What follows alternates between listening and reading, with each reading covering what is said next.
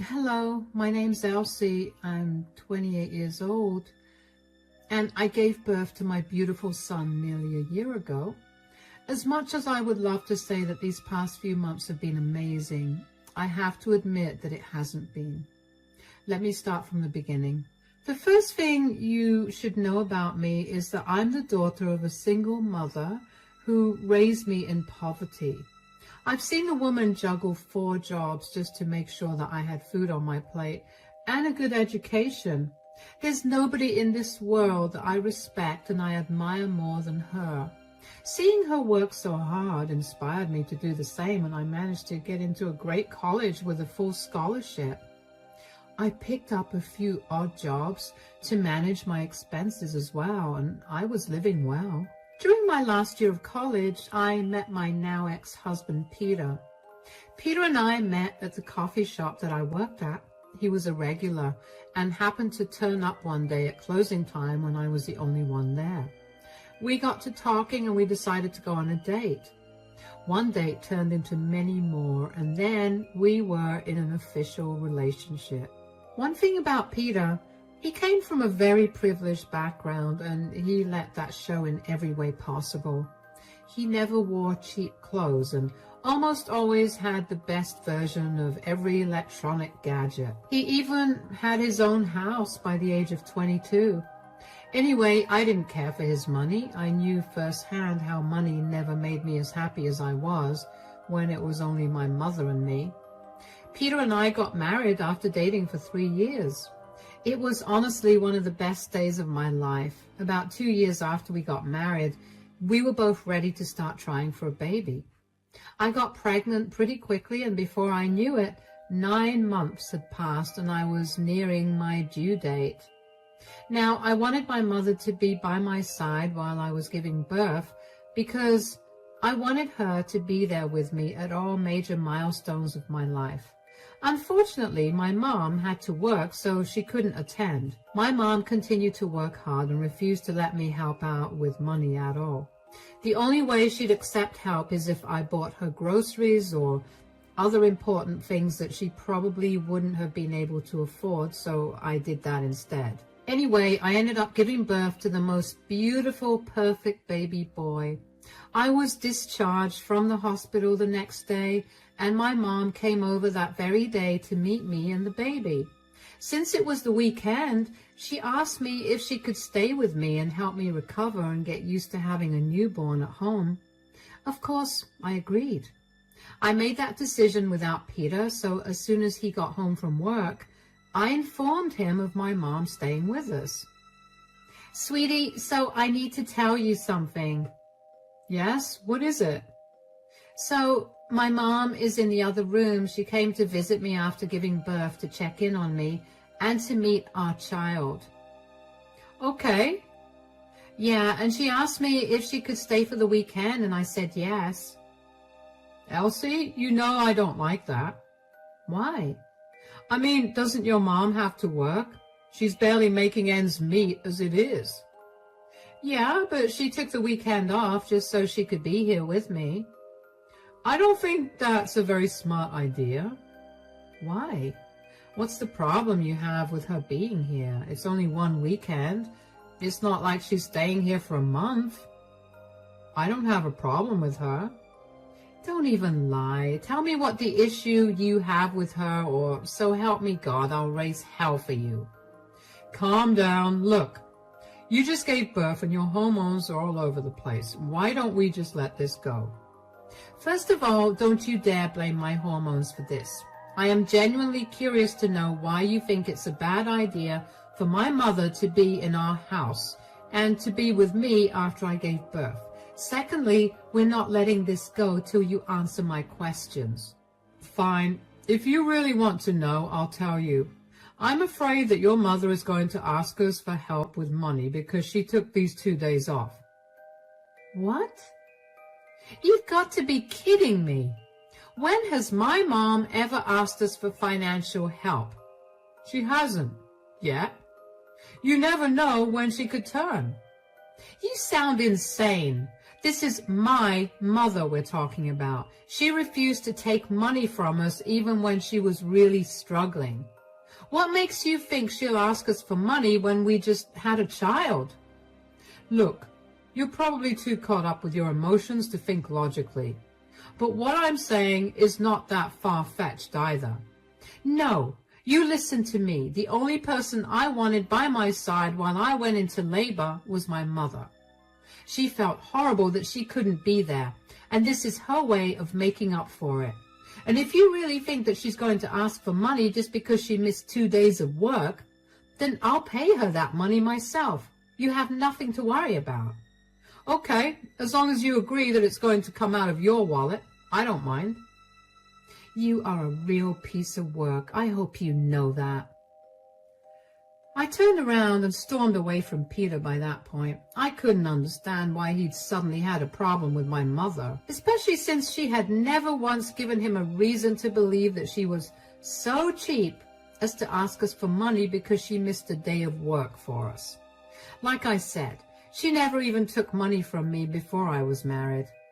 I was too angry to talk to Peter for the rest of the day, but I was able to calm myself down by spending time with my son and my mother. During the second day of my mother's visit, Peter's younger sister, Irene, came over to visit me and the baby. The thing about Irene is that she's the black sheep of her family. She's just so different from the rest of them. She doesn't have the pride or the ego that the rest of her family has, and I have to admit that I admired her for that. She was in her last year of college, and she was doing well, as far as I knew. Because of how much I liked her, having her over was nice for me. Irene asked us if she could stay over with us for the night, considering the next day was a Sunday, and Peter and I had no objection to it. We spent the night playing a variety of games and ended it by watching a movie. That night, Peter apologized for being mean to my mother the other day, and I forgave him.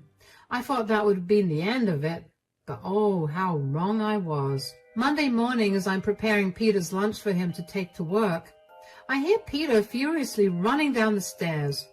He looked frazzled when he walked into the kitchen, and I was genuinely scared something happened to him. It's gone! Oh my God, it's gone! Whoa, what's going on? What's gone? My watch. The really expensive one, it's not there in my bedside drawer. Did you check your cupboard or the dresser? No, Elsie, I only checked one place and decided it was missing. Of course I looked everywhere. Okay, I'm sorry for asking a stupid question, but why don't we calm down a little and try to think rationally about where it could possibly be? I don't know any other place it could be. Besides, I didn't even take it out last week. I mean, we're both overtired from taking care of our child, and we're both constantly sleep deprived now. Maybe you took it out, but you don't remember. You think I wouldn't remember taking out my $2,000 watch? You know I guard that thing with my life. I'm just listing out possibilities here. You don't have to get mad at me. Oh no, I do have to get mad at you. I know for a fact that my watch was stolen, and there's only one person that I can think of who did this. What are you talking about? I'm talking about how your mother stole my watch. What? Did you realize how insane you sound? Do I really sound insane? Or am I just telling you the truth? I told you that letting her live with us was insane. Why in the world would my mother steal from you? Because she probably wanted to be compensated for her days off. My mom has no reason to do that. She adores you. And the last thing she'd ever do is steal from you. Besides, she doesn't care for watches, especially big chunky watches like yours. Who said anything about her keeping the watch? She probably sold it and kept all the money for herself. I mean, what more would you expect from a desperate scum like her? Excuse me? That is my mother you're talking about. You do not call her names. You have no proof of her stealing anything, so keep your thoughts to yourself. How can I? You were the one who allowed her to stay here, knowing full well that our house was full of things that she could easily pawn off to help her live a better life. I will not take you slandering my mother this way. Then ask her to pay up for the watch or return it to me. If she can't, then you said that you would help her out, so I expect you to pay me back. Are you being serious right now? Believe me, Elsie, I've never been this serious in my life. Peter scowled at me and then left the house in a huff. I was in shock. I never expected Peter to accuse my mother of stealing his stupid watch. My mother was the most honest and hard-working person I knew. She couldn't even hurt a fly, let alone steal an expensive watch. I remember one time she lied to me about what happened to one of my artworks that I brought home from school, and she got so consumed by her guilt for lying to me that the next day she broke down crying and told me she accidentally threw it in the trash because it was a part of the trash pile. My mother would never have been able to keep a secret that big for longer than an hour. I knew her that much. I had nothing to worry about there. But what I did have to worry about was my relationship with Peter. I didn't know if it was a postpartum thing, but I was seriously beginning to question our relationship. After Peter accused my mother of wanting to take money from us, I began wondering if our relationship was right for me. But now, calling her a desperate scum? I wanted to divorce him. I didn't immediately take any action, though. After all, I still didn't know if my emotions were all too heightened because I just gave birth. I was also grappling with the worry of how I would pay Peter back if he asked me to do it. He knew very well that it was not an amount I could easily afford. I would have talked to my mother, but I didn't want her to find out about what was happening. She would blame herself for coming in between us, and I didn't want that. Unfortunately, though, my mom did end up finding out about the stolen watch, and she was accused of having stolen it. I knew she found out because she called me about 3 days after Peter told me that his watch went missing to tell me that she knew. Hi, sweetie. Are you free to talk? Oh, hi, Mom. Of course I'm free to talk. And yes, before you ask, I'm doing good, and so is your grandson. And yes, I'm feeding him well. Hold on. Are you crying? I'm so sorry. No. Why are you saying sorry? Why are you crying? Are you okay? Are you injured or something? No, it's nothing like that. Was it a bad thing for me to stay over at your place this last weekend? Of course not. Why would you ask me that? My house is as much your house as it is mine. I just wanted to know, that's it. Why did you want to know? Oh, no. Did Peter say anything to you? No, forget I said anything, please. Absolutely not. Tell me right now, did Peter say anything at all to you after you left from here? Don't be mad. But he called me up 2 days ago and he began yelling at me. He called me all sorts of names, including a thief. I had no idea what he was talking about, and then he told me that his $2,000 watch was missing. He told me that the only person who could steal it was me, and Sweetie, you have to believe me. I didn't steal anything. Mom, I know you didn't steal anything. I told him as much. I don't know why he had to call you to accuse you, but I'm going to teach him a lesson. Oh, you don't have to do that. Just as long as you believe me, I'm okay. I didn't tell you immediately because he threatened to take legal action against me if I told you. It was eating me up on the inside to not tell you, and now that I did and you believe me, I feel better, although I don't have any money to pay him back. What are you talking about? You didn't steal it, so you don't have to pay for anything. Yeah, you and I know that, but Peter does not. He sounded very angry when he told me that I had a week to pay for his lost watch. You don't have to worry about that at all, okay, Mom? Let me take care of this. I'm going to find this watch for him, and then when he least expects it, I'm going to hand him divorce papers. Divorce? I didn't want things to get this bad, sweetie. You can't divorce the man. You love him. He's the father of your child. I loved him, yes, but this is not the man I fell in love with. This is a man that cares more about himself than anyone else, and I've been blind to it for so long. I draw the line at him hurting the one person in the world I look up to the most. Okay, sweetie, I'll be here to help you out with whatever you need. Thank you so much for sticking up for me and for believing me. Of course, Mom. Now, you try to forget all about this and let me take care of things. Anger, pure, unfiltered anger is what I felt after that call. I couldn't believe the lengths that Peter would go to just to belittle my mother. Calling her names and demanding she pay for the watch was not something I could tolerate. So I decided to do some digging. I went to all the reputed jewelry stores in our town and even scoured the internet for any traces of the watch. I hadn't found anything. That left only one place, the pawn shops. I went to practically all the pawn shops in town. Don't ask me how I managed to do that and take care of a newborn. Let's just say that when your mother's instincts kick in, you suddenly become a superhuman who's able to complete any task, whether child-related or not. Anyway, none of the major pawn shops in my town had the watch, and just as I was about to give up, I remembered that there was a tiny pawn shop just 3 blocks away from my house. I crossed my fingers and hoped that the watch would be there, and wouldn't you know it, it was. The pawn shop owner let me have a look at the watch, and after a little prodding and begging, he finally told me who sold it to him.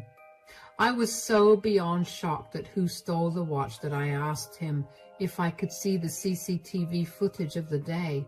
He let me see it, and when I confirmed that he was telling the truth, I asked him for a printout of the culprit in the store that day. I also made a quick phone call and found out why the watch got stolen in the first place. When I found the watch, it had already been a week since it got stolen, and it had also been a week since Peter talked to me.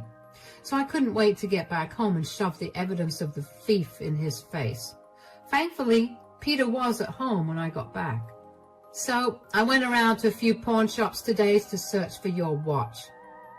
The watch that your mother stole from me, and did you find anything? I did find the watch, yes. But I asked the pawn shop owner about who sold the watch and when. Did he tell you that your mother stole it? Is this your roundabout way of apologizing to me?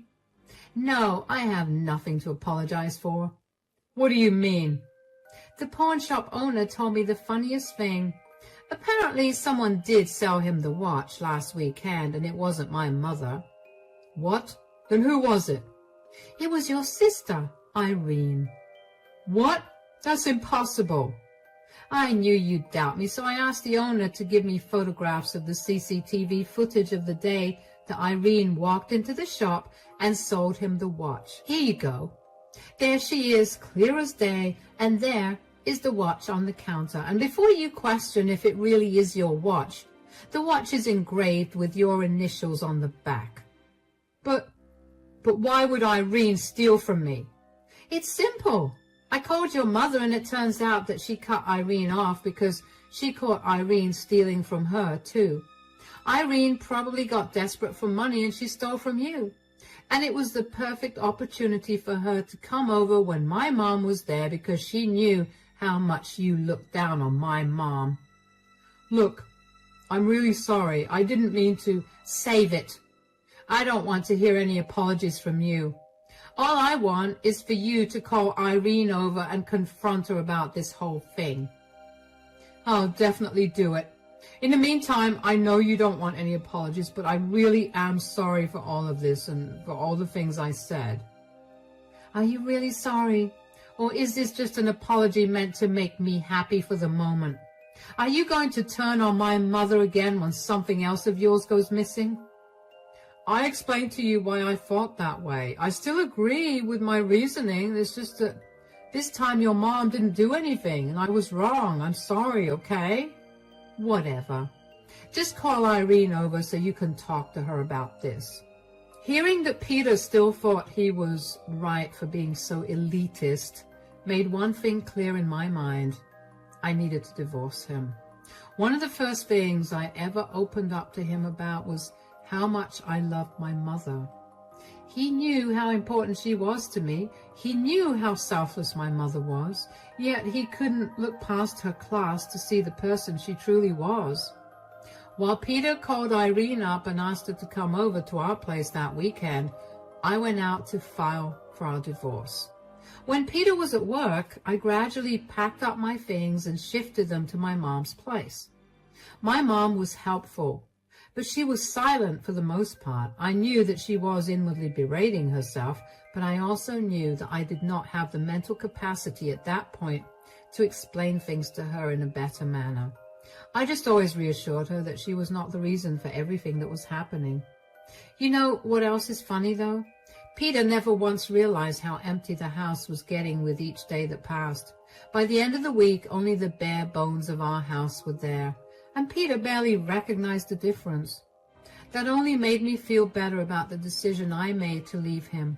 Anyway, that weekend, Irene came over. I could tell that Peter was trying his best to keep his cool and make sure that he would not explode in anger at his sister.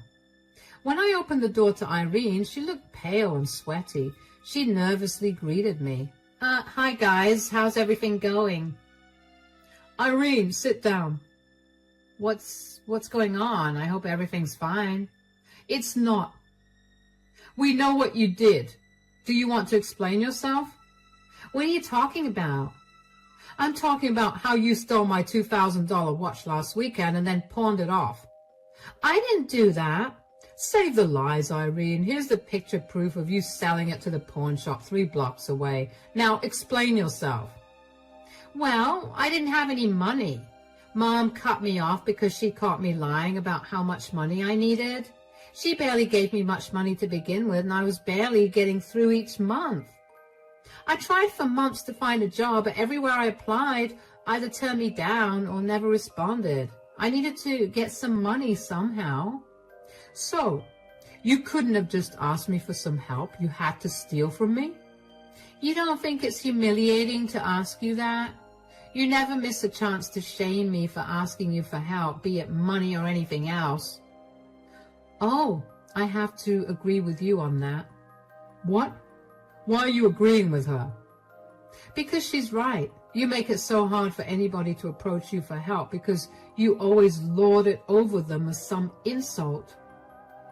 We can talk about this later. No, actually, I don't want to talk about this later. Here's the divorce papers. I'm moving out. What? What is this? Why are you divorcing me? I don't want to be with a man that would so willingly accuse my mother of stealing from him and then calling her a desperate scum just because she earns less than him. Not to mention, you didn't even apologize for anything that you said. You cannot be serious, Irene. This is all your fault. If you hadn't stolen my watch, I wouldn't have to deal with a divorce. No, Irene, you are not to blame for the divorce at all. Look, I get how hard it is to get a job right now, and I'm sure that I could help you find something. You stealing the watch only finally opened my eyes to what kind of a person Peter truly is. You're taking the side of a thief over the father of your child? If you can't see why exactly she became a thief, then it's only proving my point. So you only asked me to call her here so you could humiliate me? Of course. You need to understand how humiliated I felt when you accused my mom of being a thief. And then you also went ahead and told her that over the call, and also threatened to take legal action against her. Yes, I know about your call to her. I was just very angry about the whole thing. I didn't mean to. Whether you meant to call her and accuse her of stealing from you or not, you still did it. That's enough for me to leave you. If you want to discuss custody agreements and all that, you can talk to my lawyer. You can't just leave me like that. Don't I mean anything to you at all? After what you said about my mother, who, by the way, you know worked super hard to provide for me, absolutely not. You don't deserve my love, and I'd much rather be a single mom than be with someone who constantly looks down on me and my family. Come on, Irene. I'll take you back to your dorm. Bye, Peter. I was shaking with anger by the end of the conversation, and I knew that I needed to exit as fast as possible. Irene looked gobsmacked at the way the events turned so quickly, but I grabbed her arm and led her out of the house. In the car, I made sure to tell Irene that even though I defended her in front of Peter, I still did not agree with what she did. She needed to properly apologize to Peter and work towards paying him back. Irene began to cry and thanked me profusely for being so understanding. I felt so bad for her because I knew just what kind of person my mother-in-law was. Peter got his better-than-everyone attitude from somewhere after all. After I dropped Irene off at her dorm, I made my way to my mom's place. My mom greeted me with the biggest hug and cried into my shoulder. She felt horrible because she thought she was the reason that Peter and I were getting a divorce. But after a long conversation, I helped her realize why that was not the case. Peter did not stop trying to get in contact with me, but I made it explicitly clear that I wanted nothing to do with him and that if he wanted to talk to me, he could go through my lawyer. Thankfully, Peter realized eventually that I was not going to back down on my decision, so he signed the papers and we got divorced pretty quickly. We had also signed prenups, and that made the entire process so much easier. As for custody of our child, my state favors the mother, so I managed to get full custody. But Peter got visitation every weekend, and for the sake of our child, I've decided to be as civil as possible with Peter. That will obviously stop the second that Peter starts bad-mouthing me or anybody that he considers beneath him to our son. Anyway, it's been a good few months since Peter and I got a divorce, and Peter still texts me from time to time to tell me that he regrets what he said every day. He tells me that he still loves me, but I can't help but think that it isn't true, especially since he had been so ready to put me and my mother through financial ruin over a watch. Because I never replied to him, he suddenly switched from professing his love for me to telling me I was a poor, disgusting scum who only used him. I could tell that he was saying that to get a rise out of me, but I also couldn't help but wonder if he thought that way of me throughout our relationship. I got a lot of calls from Peter's family calling me a pathetic person for leaving Peter and for helping Irene get a job. I blocked them all, moved on with my life. My divorce from Peter ended up bringing me some really good luck because the very same day our divorce got finalized, I got a huge promotion at work. So I can now live a lot more comfortably and I can save up a lot more for my son. Right now, I still live with my mother because my income is also helping her, and she means the world to me. I've learned my lesson. I'm never going to let anyone belittle me or my family ever again. Thank you for listening to my story.